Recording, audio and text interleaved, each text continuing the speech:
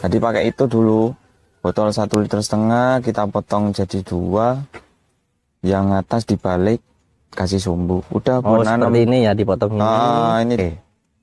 Dapatlah solusi waktu itu harus direnov. Jadi yang awalnya A-frame, tak ganti model bed, model meja. Suntikan omongan dari banyak orang ini, wis banyak Biasa lah Mas. ya. Jadi yang usaha nggak dipikir dulu lah, pasar nggak dipikir dulu lah, jadi banyak. Cuman saya ambil positifnya Mas. Cuman malu Mas, saya terus terang pertama itu malu. Kenapa malu? Masih muda kan ya. Satu masih muda, sarjana. Malu Mas, terus terang malu saya.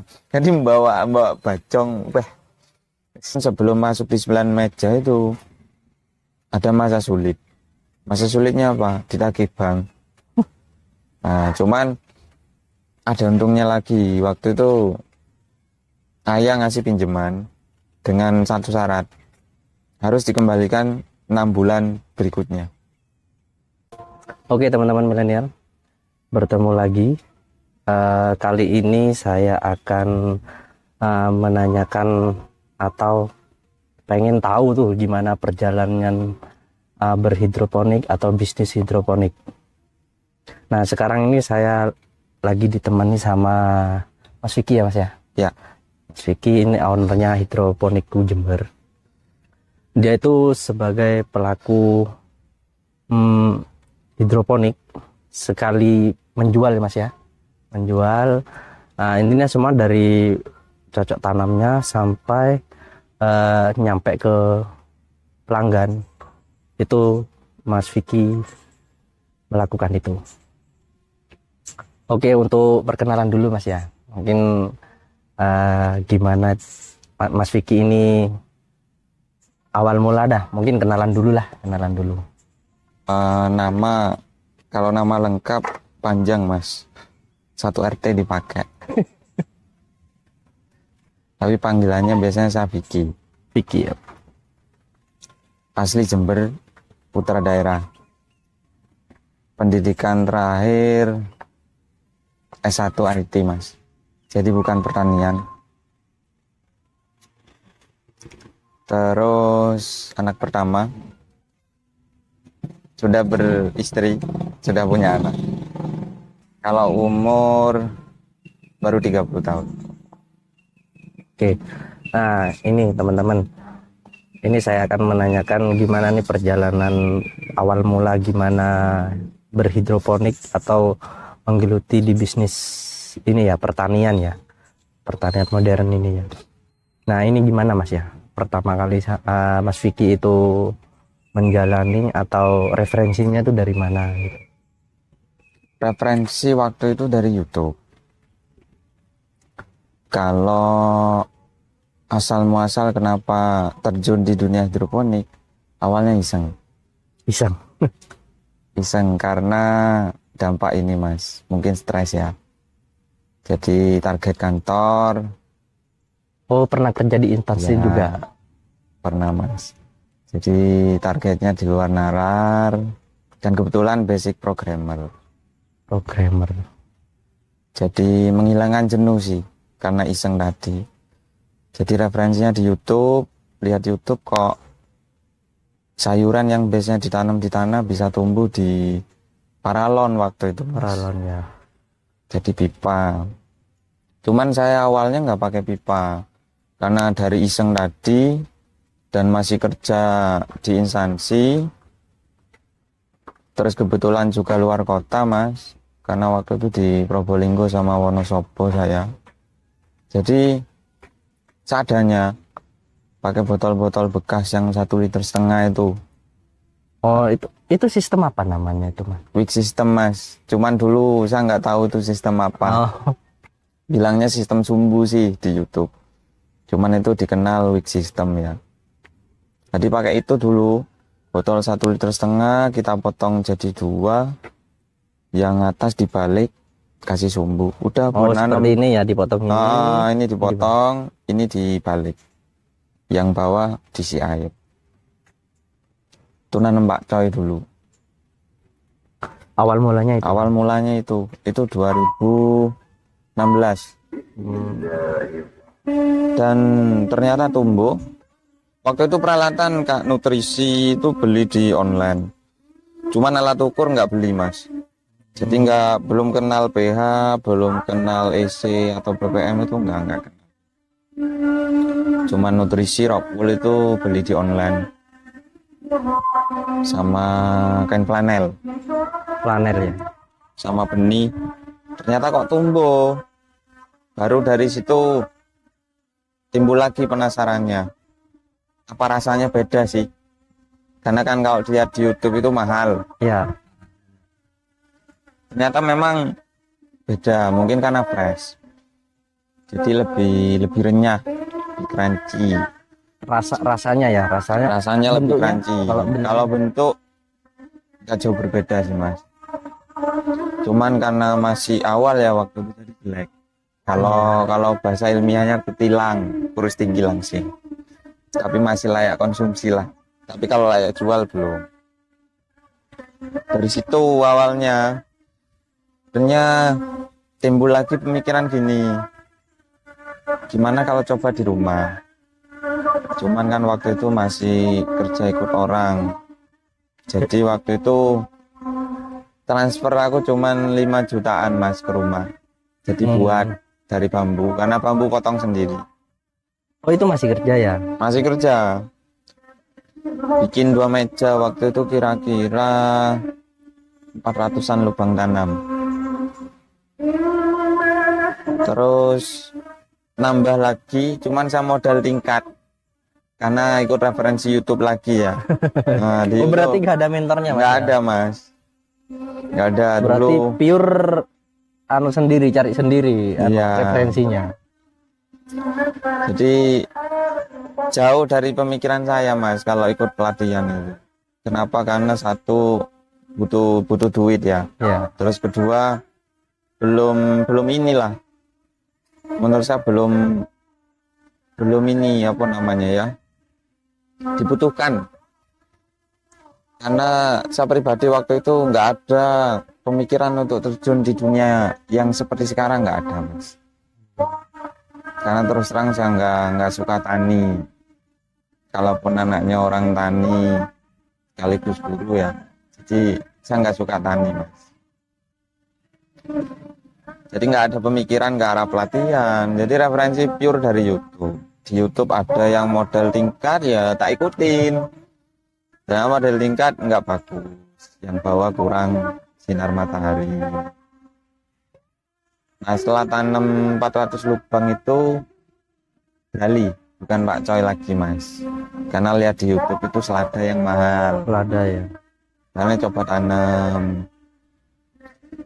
Dan waktu tanam itu pun ya banyaklah kata dan kalimat yang nggak pantas ya dari tetangga. Biasa lah ya itu ya. Biasa mas. Ya suatu hal yang apa ya mas, mungkin jadi pecutan lah di teman-teman yang mungkin mau bergelut Motivasi lah mas di bisnis. Cuman waktu itu karena saya juga nggak di lokasi ya, jarang di lokasi, saya balik cuman Sabtu Minggu. Jadi masuk kuping kanan keluar kuping kiri deh. Yang penting tanaman saya bisa hidup. Yang pertama itu. Ternyata bisa hidup, nggak bisa jual. Oh itu di tahun berapa itu mas? Awal mulanya itu? Itu begitu saya buat GH kecil-kecilan itu 2016 bulan November. 2016 sampai sekarang ya 2023 ya? Iya. Itu masih kecil mas, ukurannya 7 kali 6. Jadi ala kadarnya pakai bambu. Bisa nanam nggak bisa jual waktu itu. Jadi tak bagikan ke tetangga-tetangga. Tetangga-tetangga juga nggak tahu mas, ini dimakan kayak gimana. Yang selada itu ya?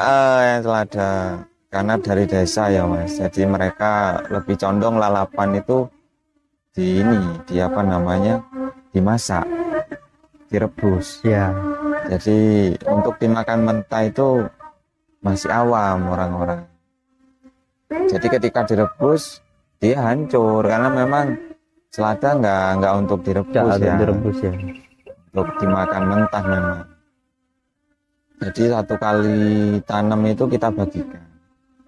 Nah baru panen kedua itu mulai ini, cobalah nawarin ke catering, mungkin mereka mau. Ternyata mau, cuma nggak terserap semua. Jadi hanya terserap sebagian. Balik lagi yang sebagian, kasihin lagi ke tetangga-tetangga. Jadi sampai tetangga itu bosan. Oh itu awal mulanya seperti itu ya. Berarti enggak langsung besar kayak Enggak, sekarang ini ya. enggak. Jadi baru tanam ketiga itu terserap habis. Oh, Terserap habis, tapi belum ini ya, belum kurang stok. Begitu tanam keempat, mungkin karena musimnya ya Mas, lagi dapat juga, selada mungkin lagi susah. Jadi permintaan banyak, barangnya nggak ada. Nah dari situ timbullah ini apa ya, kesenggangan waktu untuk bikin coretan-coretan penal. Kayaknya menarik ini kalau digedein. Nah lihat profitnya kok segini. berarti udah merambah ke arah bisnis berarti. Ya, ya profit segini dengan HPP segini. Jadi kalau aku punya yang lebih banyak, profitnya pasti lebih tinggi ya. Tuh, jadi bikinlah coretan pena itu di 2017. Ternyata di 2017 itu dapatlah coretan yang angkanya cukup fantastis, Mas. Jadi profit itu sampai di angka 23 jutaan Per bulan. 3 bulan. Nah, akhirnya menggebu-gebu lah.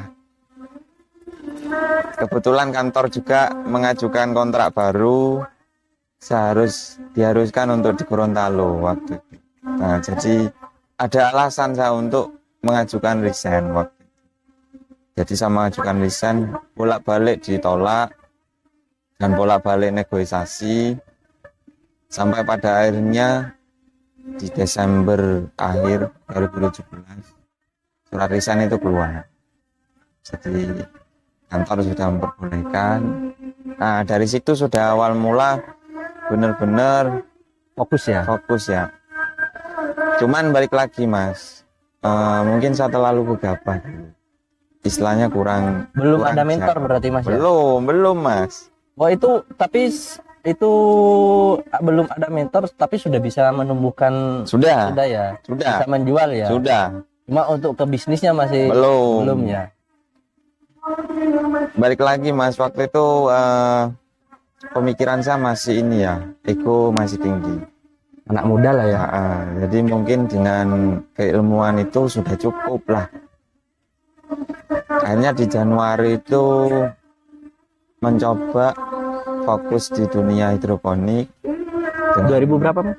2018. 2018 awal.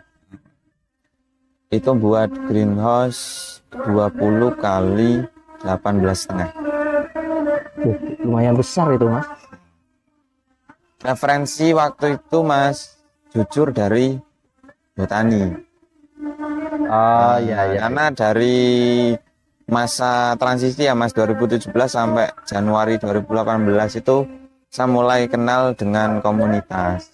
Waktu itu Kohj Mas, komunitas hidroponik Jember. Itu saya ikut di sana. Waktu itu ketuanya WC. Ya, buat. Nah, jadi dibawalah ke botani karena botani waktu itu membuat GH yang buat dari orang Bogor kalau nggak salah, kalau nggak Bogor Bandung, Pak Charlie Cendapati. Itu modelnya A-frame, jadi bertingkat tapi bentuknya A. Bentuknya A ya ya. Jadi dengan ukuran panjang 8, lebar 2, tinggi 1,80 meter, itu bisa isi 1000 lebih. Dengan ukuran GH Instalasi, dengan ukuran instalasi panjang 8 meter, lebar 2 meter, tinggi 1,8, itu bisa isi 1000 lubang. Oh iya ya. Nah, dari situ referensinya Mas. Akhirnya bikin sket di ukuran GH yang mau saya buat 20 kali 18,5, ada 14.750 lubang. Banyak ya. Nah,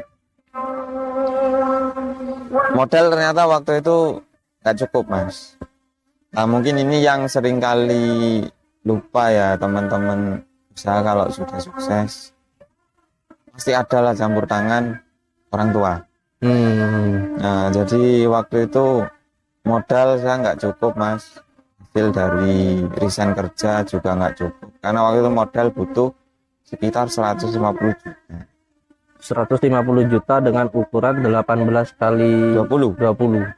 Dengan catatan bikin sendiri ya mas, nggak ada konsultan. Oh iya. Jadi cukup sewa tukang Itu bangunan. besi apa bambu? Besi, Besi ya. full besi mas. Waktu itu pakai pipa gas, jadi belum pipa galvanis, masih nggak tahu mas.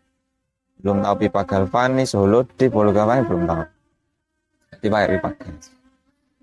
Jadi datang ke tukang las, ngasih sket ya, gambarnya kayak gini yang harus dibikin. Dan balik lagi mas, karena referensi kurang. Situ yang lah nego, mas kenapa ini nggak dijadikan setengah lingkaran aja langsung. Nah karena saya kurang referensi, diiyakan aja mas dengan saya. Padahal gambar saya itu sudah nggak seperti itu.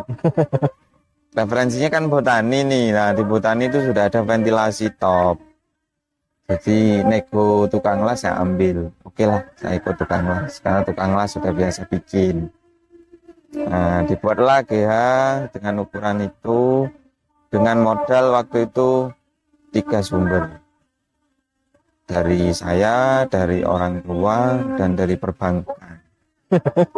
Nah ini juga yang perlu digarisbawahi. Jadi kalau masih memulai, jangan sekali-kali main perbankan deh. Iya. Jadi main perbankan waktu itu mas, dengan tenor 2 kali pembayaran per 6 bulan.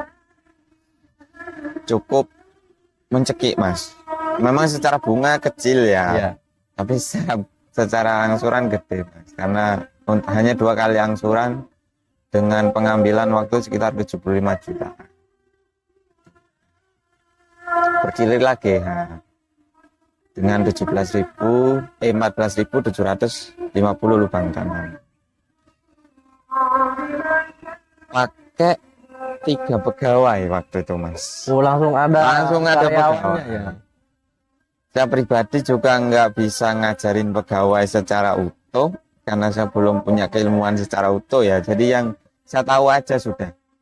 Jadi yang selama 1,5 tahun itu berjalan yaitu itu yang dibikin acuan sudah, entah benar atau salah ya. Panenlah perdana. GH itu terbuat mulai bulan Januari, kita baru produksi itu di Maret akhir mas. Panenlah di bulan Mei 2018. 2018, Mei awal. Panenlah di sana, ternyata terserap. Jadi laku nih mas ke pasar. Senang. Nah, kenapa senang? Karena sesuai dengan coretan-coretan pena tadi. Kalaupun profit tidak sampai di target 23 juta sekian, tapi paling tidak sudah menembus di angka belasan. Jadi senang mas. Paling tidak coretan tadi bisalah untuk tak jadikan acuan atau referensi ke depannya. Ternyata nggak sesuai ekspektasi. Ketika tanam kedua, mulailah problem-problem buahnya ini mulai dari busuk akar, busuk batang. Banyak ya permasalahan. Banyak mas, semayan nggak tumbuh, instalasi trouble, ada kebocoran. Banyak mas. Terus instalasi ternyata nggak pas dengan model seperti itu untuk tanam selada. Yang akhirnya yang bagian top itu cenderung kerdil, yang tengah bagus, yang bawah kutilang. Tinggi karena kekurangan sinar. Jadi di panen kedua waktu itu turun mas omset, drastis. Jadi yang awalnya belasan, waktu itu hanya dapat sekitar 7 jutaan. Omset ini mas. Oh. Omset. Belum profit omset. Karena dihitung, saya cuma dapat laba waktu itu sekitar 1,7 mas. Jauh ya. mulai panik. Akhirnya 2 pegawai saya tak PHK mas. Jadi tak berhentiin. Jadi cukup 1 orang, 2 dengan saya. Tanamlah lagi ki periode ketiga. Tentunya tambah parah mas. Pasar nggak mau nyerap karena tanamannya waktu itu kurang bagus kan. Karena memang tinggi-tinggi ya. Yang ditanam juga Grand Rapid waktu itu. Jadi nggak kenal benih-benih impor itu nggak kenal. Jadi meninggi, tanaman juga jelek. Ya kembali ke yang depan tadi referensinya ya. Iya. Akhirnya defisit deh. Jadi di panen ketiga defisit. Break waktu itu kira-kira 2 mingguan. Break dalam artian ya kita nggak tanam, ya nggak panen, yang ada aja dirawat. Sembari mikir mas waktu itu, kalau terus seperti ini, apa yang mau tak buat bayar di bank? Sedangkan bank waktu itu jatuh tempo kan per 6 bulan. Kurang 2 bulan lagi saya harus bayar. Dengan pembayaran waktu itu sekitar 38 juta sekian. Dan itu belum terkumpul, 10 juta pun belum terkumpul mas. Jadi setelah break itu mas, itu posisi saya sudah kenal sama istri saya yang sekarang. Si istri saya yang sekarang. Cuman masih pacar dulu. Nah ketika break itu, terus terang secara mental saya down. Karena pemikiran banyak waktu itu. Satu, finansial sudah tergelontorkan sebegitu besar. Sudah resign di kerjaan. Dan masih dikejar bank. Jadi numpuk. Nah, cuman waktu itu yang masih jadi pacar ya mas, belum istri kan. Dia ngasih saran begini. Satu-satu kalau dipikirin. Kalau 3-tiganya dipikirin, nggak bakal ada jalan keluar. Jadi yang pertama pikirin dulu gimana caranya tanamannya bisa tumbuh optimal. Oke, dapatlah solusi waktu itu harus direnov. Jadi yang awalnya off-frame, tak ganti model bed, model meja mas. Model meja ya, yang kayak belakang nih ya. Akhirnya susut dari 14.750 lubang hanya jadi 6.000. Jauh ya. Jadi 6.000. Waktu itu saya hanya pakai tukang 1 mas. Bisa selesai 1 bulan. Jadi Agustus itu penuh saya garap. September itu baru bisa mulai ditanamin. Cuman ada lagi kendalanya mas. Modalnya nggak ada. Kembali ke modal. Modalnya nggak ada mas. Jadi waktu itu saya cuma pegang duit 2 juta. Sisa itu sudah. Saya sudah nggak mikirin bank nanti ketika jatuh tempo gimana. Nah jadi 2 juta ini mau nggak mau harus saya putar lagi. Cuman saya makan dari mana? Karena terus terang saya gengsi mas. Malu buat balik ke rumah makan malu. Sudah ada rumah mandiri mas ya. Akhirnya adalah solusi waktu itu. Terus gini aja mas. Urusan makannya, rokoknya itu pakai uang ini uang beasiswa saya. Tapi rokoknya tak jatah 1 pak 1 minggu. Kalau makannya 3 kali sehari wes gak biasanya. Nah, itu yang 2 juta wes aman puter aja buat modal tanam. Kalau cukup 1 meja dulu. Jadi 1 meja mas waktu itu yang ditanemin. Dari total 18 meja. Wes suntikan omongan dari banyak orang ini wes banyak lah ya. Jadi yang usaha nggak dipikir dulu lah, pasar nggak dipikir dulu lah, jadi banyak. Cuman saya ambil positifnya mas. Jadi waktu itu gini saya, kalau saya berhenti, ya sama aja dengan yang dikatakan orang-orang itu benar. Jadi mau nggak mau saya harus lanjut, saya harus buktiin.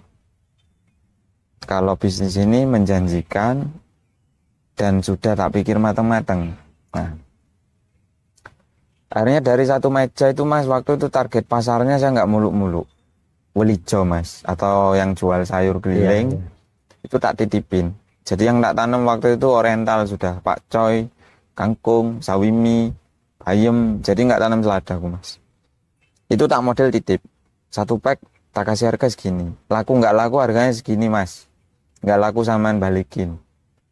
Nah, ternyata itu jalan mas. Akhirnya dari dapat laba yang satu meja, all in lagi mas, diputer lagi. Jadilah dua meja ditanamin. Nah, karena dua meja surplus untuk nyuplai welijo naik tingkat. Jadi jajah mas. Kayak welijo akhirnya. Jadi masuk ke perumahan-perumahan nawarin. Ternyata enak. Harganya tinggi dan laku mas. Cuman malu mas. Saya terus terang pertama itu malu. Kenapa Kan malu? masih muda kan ya. Satu masih muda, sarjana. Malu mas, terus terang malu saya. Jadi bawa bacong, itu di luar ini sudah mas, di luar ekspektasi. Cuman karena waktu itu tuntutan, kalau aku nggak gini ya nggak jalan, aku nggak dapat duit tuh, terus buat bayar bank ya juga apa. Nah, jadi sampai saya bisa jalan waktu itu 8 meja, jadi kok 8 9, jadi dari 18 separuh sudah bisa berjalan, jadi udah ditanamin semua. Cuman sebelum masuk di 9 meja itu ada masa sulit. Masa sulitnya apa? Ditagih bank. Nah, cuman ada untungnya lagi. Waktu itu ayah ngasih pinjaman dengan satu syarat. Harus dikembalikan 6 bulan berikutnya. Secara hitungan kasar, Mas, tidak mungkin. Cuman waktu itu saya jawab, oke ya saya bisa balikin. Karena apa, Mas? Seandainya saya jawab enggak, ya dilelang dong sertifikatnya. Itu jadi nggak ada pilihan. Oke. Jadi sepakat. Dari situlah mulai lagi menggebu-gebu lagi mas. Cuman apa ya, mungkin ya doa orang tua iya, usaha iya, mungkin juga faktor hoki ya, keberuntungan. Jadi di 2018 akhir, tepatnya di tanggal 28 November itu kalau nggak salah, kalau nggak 28 29. Saya di kontak teman saya Banyuwangi. Waktu itu diajak ikut pelatihan RZ. Nah, RZ ini perusahaan benih dari Belanda, Rixwan. Yang ngisi waktu itu quality control area Asia Tenggara. Gratis. Gratis ya. Di Genteng waktu itu mas. Nah, akhirnya saya ikutlah.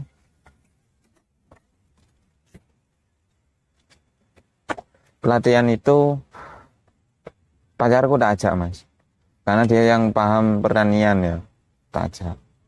Nah ternyata ketika di Genteng ketemu sama buyer mas, jadi dia asli Banyuwangi menetap di Surabaya. Nah di sela-sela break makan siang, nah dilala dia ngikut mas, ngikut nimbrung si buyer ini. Dia cerita, aku waktu naik kereta di Jember saya lihat greenhouse, ukurannya lumayan, warnanya merah, insektannya hijau, itu punya siapa ya? Nah, di situ mas aku langsung spontan, kayaknya punya saya mas, di pinggir rel kereta ya, di tengah sawah. Iya, oh iya punya saya. Dari situ mas, akhirnya tuker kontak. Nanti kalau balik ke Surabaya, aku tak mampir ke kebunmu ya. Siap mas. Jadi mampirlah dia di kebun. Ketika mampir di kebun, dia nawarkan pasar. Saya butuh suplai 100 kilo per hari untuk kirim Surabaya dengan 4 varietas. Tapi komoditinya tetap selada. Silakan dipilih minimal 2 varietas. Nah, dari situ satu ya saya seneng mas, kedua ya juga takut karena nggak pernah tanam aneh-aneh. Selada pun hanya selada hijau yang ditanam, nggak pernah aneh-aneh kayak rumen, selada merah itu nggak pernah. Tapi ini peluang waktu itu mas. Kalau nggak saya ambil, oke mungkin saya dapat lagi, tapi nggak mungkin sebagus ini. Benar. Jadi udah saya ambil mas peluang itu, kita tanda tangan kontrak, sistem Langsung tanda tangan kontrak. kontrak mas, tanda tangan kontrak, tuker ini ya, tuker materai, sama tuker fotokopi KTP, harga flat, baliklah bayar ini ke Surabaya. Selang beberapa hari saya dapat benih. Oh, benihnya dari Benihnya dari sana mas. Nah kita tanam, kita ikuti sudah schedule-nya mereka. SOP-nya di SOP-nya kita ikutin. Cuman waktu itu saya nggak ambil 100 kilo per hari karena nggak nyampe mas. Waktu itu saya ambil 100 kilo per 3 hari. Itu kurang mas. Kapasitas kebun saya nggak sampai 100 kilo per 3 hari. Cuman waktu itu kenapa saya ambil, balik lagi, peluang ini nggak mungkin 2 kali. Kurangnya pikir belakang wes, gitu aku mas. Nanti kurangnya bisa nempil lah gitu aku, ke siapapun. Ternyata ini berjalan. Sampai di ujian lagi, pandemi, COVID. yang pandemik barusan ini ya. Iya. Jadi pandemi ternyata kontrak itu dibekukan karena semua market tutup mas. Ujian lagi di situ mas, sudah enak, ternyata masih diuji lagi. Cuman lebih enjoy, jadi nggak panik kayak di awal. Nggak dikejar target lah ya. Kenapa lebih enjoy mas? Karena sudah lebih terarah. Karena dari pengalaman sebelumnya, ketika barang over, udah tawarin sudah. Pasti ada yang beli. Karena waktu saya prinsipnya gini mas, kalau saya nanam pasti ada yang beli, nggak mungkin nggak. Kalau nggak hari ini ya besok, yang penting tak tawarin, entah yang mana yang nanti yang mau beli. Tuh. Jadi ketika pandemi, kontrak beku, udah balik lagi ke konsep awal mas, ngider, jadi jajahkan sudah. Dan tidak tanam selada lagi. Selada waktu itu hanya 20%. Sisanya oriental sudah. Bayam lagi, yokailan, sawi-sawian itu tanam sudah mas. Karena mangsa pasarnya balik lagi ke end user. Jadi targetnya ke perumahan-perumahan sudah. Nah ternyata bisa bertahan mas selama pandemi. Sampai saya nikah di Agustus 2020. Awal Agustus nikah. Dengan kondisi keuangan minim. Kenapa mas? Karena kontrak udah nggak jalan. Cuman waktu itu udah tekad ya, karena sudah niat nikah, udah jalan aja. Duit seadanya jalan. Nikah. Dan waktu itu memang saya nggak pengen ambil pusing mas. Hasil dari nikah lebihnya tak buat piknik. Saya nggak mau mikirin kebun udah. Entah di kebun ini barang bisa keluar enggak, aku nggak mau mikirin mas. Aku tak refresh dulu sejenak. Tak tinggallah ke Jogja. 7 hari waktu itu mas. Dan notif semua saya matikan. Saya memang nggak mau berurusan dengan kerjaan di belakang udah. Ini tak nikmatin dulu refreshingnya. Pasti nanti ketika balik ke Jember pusing lagi. Ternyata nggak sesuai ekspektasi mas. Balik ke Jember, justru tawaran-tawaran yang sebelumnya tak masukkan ke resto, hotel, itu diterima. Jadi yang awalnya pesimis untuk bertahan di pandemi, ternyata bisa survive. Akhirnya di bulan September, semua tanaman non selada itu tak babat. Jadi belum panen, tak panen udah mas, tak kasihkan ke tetangga-tetangga, balik lagi ke tanam selada. Untuk memenuhi market-market yang udah saya tawarin sebelumnya. Nah ternyata itu berjalan terus, mulus, bahkan pandemi sudah mulai mereda, permintaan malah naik. Pasar tradisional yang waktu itu istilahnya menganggap selada hidroponik ini mahal, jadi mau menerima. Akhirnya permintaan gede-gedean. Ternyata diuji lagi mas. Januari 2022 GH ambruk. GH ambruk mas. GH-nya ambruk ya. ambruk kena puting beliung. Tapi masih rezeki. Kalau katanya orang ada timuran kan, masih ada rezeki mas, kalaupun kena musibah. Jadi hanya atapnya yang lulu lantak sama konstruksi greenhouse-nya. Tapi instalasinya utuh. Hanya 8 lonjor waktu itu patah.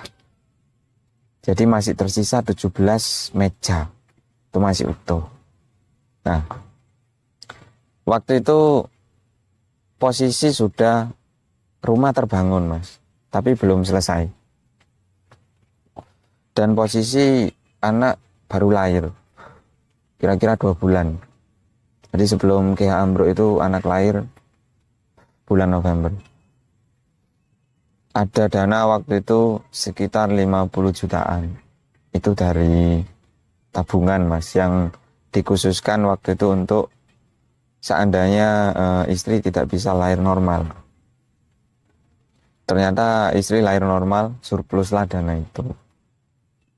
Cuman dana ini mas waktu itu bingung mau dialihkan ke rumah atau tambah greenhouse. Sorry ini flashback dulu ya mas. Jadi sebelum GH ambruk, jadi tepatnya itu di November awal istri lahiran, November akhir kita rembuk, duit surplus ini mau dialihkan ke rumah atau buka kebun baru. Karena yang kebun Arjasa kayaknya nggak bakal bertahan lama kalau lihat konstruksinya.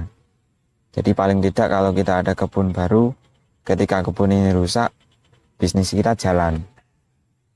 Nah, ternyata istri sepakat tambah kebun.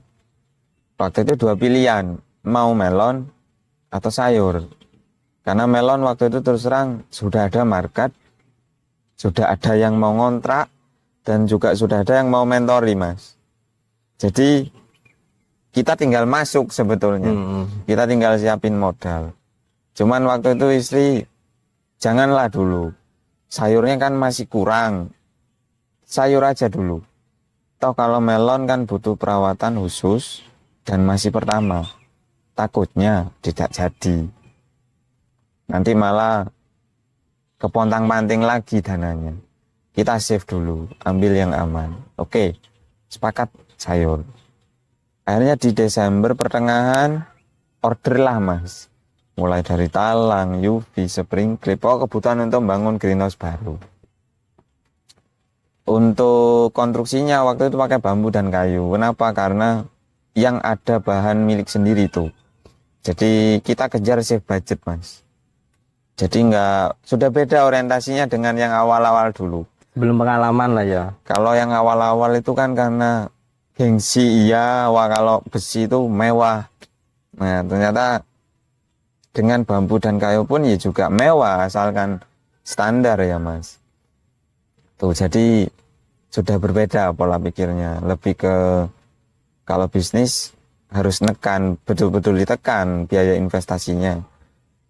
Tapi untuk income-nya harus kita push sampai tinggi dapatnya itu. Jadi ternyata waktu itu PO.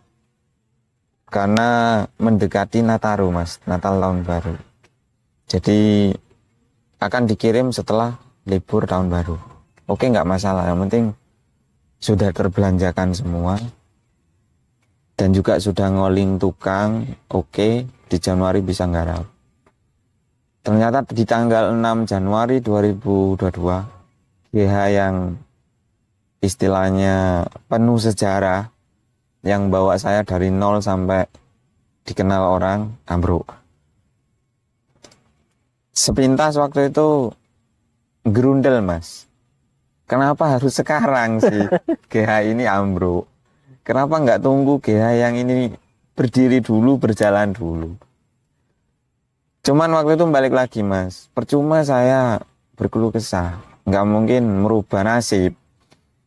Akhirnya udahlah, sembari GH ini berdiri, saya jadi pengepul. Udah nggak jadi petani ya? Betul-betul nggak jadi petani sudah. Jadi kerjanya cari selada, dijual. Untuk nutupi market yang tadi kita sudah pasokin mas, supaya nggak lepas. Kalaupun hasil hanya 2.000 sampai 5.000, kita nggak masalah, sudah yang penting market tetap jalan. kita tetap ada pemasukan. Maret awal GH ini mulai produksi. Oh, yang kayak belakang ini berarti ya. Ini mulai produksi. Untuk yang Arjasa masih kita tinggalkan, Mas. Kita masih vakum. Karena kita fokus dulu di sini sampai betul-betul jalan. Baru di bulan September itu Arjasa mulai ditanami lagi dengan open field. Jadi, Tanpa atap ya. tanpa atap. Tapi insect net keliling masih tetap ada. Ternyata sesuai ekspektasi, Mas. Bisa panen sampai di bulan November. Ketika masuk November akhir, udah kena mata kodok. Kita gagal panen. Akhirnya diputuskanlah. Kayaknya kalau kita berjalan dengan dua kaki, dengan tempat yang berbeda, kita nggak bisa fokus. Udah pilih salah satu. Karena yang Arjasa off, bener-bener vakum. GH inilah yang berjalan. Ternyata market masih kurang. Timbullah lagi pemikiran, eman-eman juga yang Arjasa ini dibiarin kena panas, kena hujan, lama-lama ya rusak nanti pipanya. Jadi kita bawa ke sini udah, sebagian kita bawa ke sini kira-kira 11 meja waktu itu. 12 meja kita bawa ke sini, kita bikin open feed. Kenapa nggak GH lagi? Kita lebih save modal, Mas. Karena untuk bangun GH lumayan budgetnya. Jadi kita bikin open field sudah. Yang penting di satu tempat bisa fokus. Jadi enggak semulus orang kira perjalanan itu. Berbisnis itu Mas ya. Banyak Memulai sesuatu banget. lah ya. Nah, itu teman-teman ya. Jadi kalau mau berbisnis itu perbanyak referensi dan lebih hati-hati lah Mas ya. Betul. Nah, untuk penutup Mas ya. Jadi itu perjalanannya teman. Ya, teman-teman, itu perjalanannya Mas Vicky itu untuk hidroponik ya. Jadi berbisnis hidroponik. Jadi sangat lika-liku ya Mas ya perjalanannya. Enggak semudah yang sudah jadi kayak sekarang ya. Kan sekarang kebanyakan wah udah bagus bisa menjual segala macam tuh apa yang ditanam udah bagus banget nih. Betul. Mungkin ini Mas ya yang terakhir penutup untuk teman-teman ini kalau mau berbisnis itu seperti apa atau dari pengalaman Mas Vicky itu gimana pesan dan kesannya? Mungkin ini ya Mas yang di bidang saya ya, pertanian khususnya hidroponik. Kalau bisnis yang lain saya belum paham. Cuman saya rasa nggak jauh beda Mas.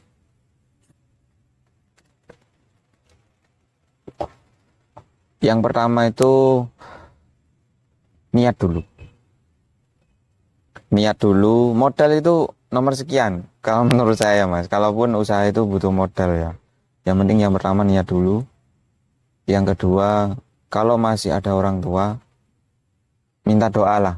Minta restu dulu lah. Karena sedikit banyak mereka ikut andil. Ketika kita jalan buntu, mungkin dengan doa mereka ada pintu yang terbuka.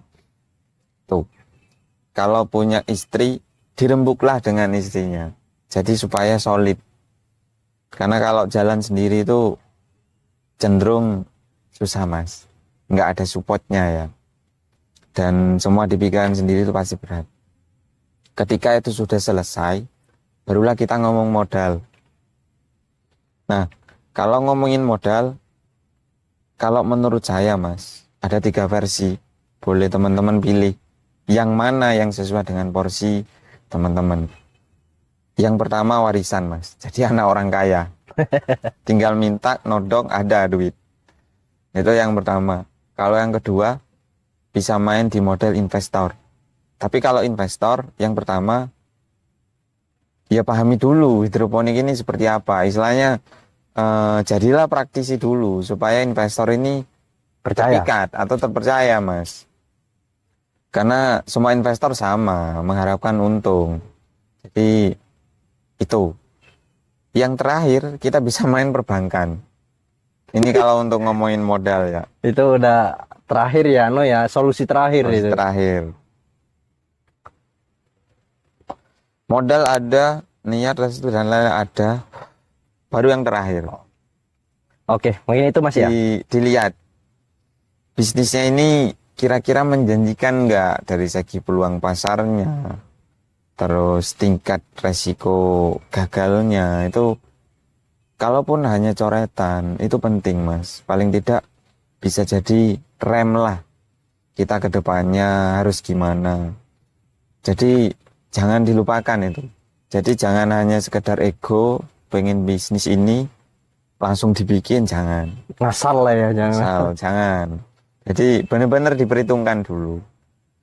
Sekalipun nanti sudah terjun, kita juga harus perhitungkan karena bisnis banyak jalan Mas. Kita mau ambil jalan yang mana? Contoh hidroponik, misal marketnya luas. Mau market resto kayak mau market hypermart kayak mau market pasar becek pun juga ada. Tinggal pilih yang mana, mau bermain yang mana atau mau main semuanya. Dan itu punya resiko masing-masing. Itu sih kalau dari saya Mas. Itu Mas ya. Jadi cerita ini mungkin berguna bagi teman-teman atau bisa jadi inspirasi untuk berbisnis dalam bidang apapun ya Mas ya. Iya. Oke. Semoga. Ya, oke teman-teman. Mungkin itu dulu ya. Assalamualaikum warahmatullahi wabarakatuh.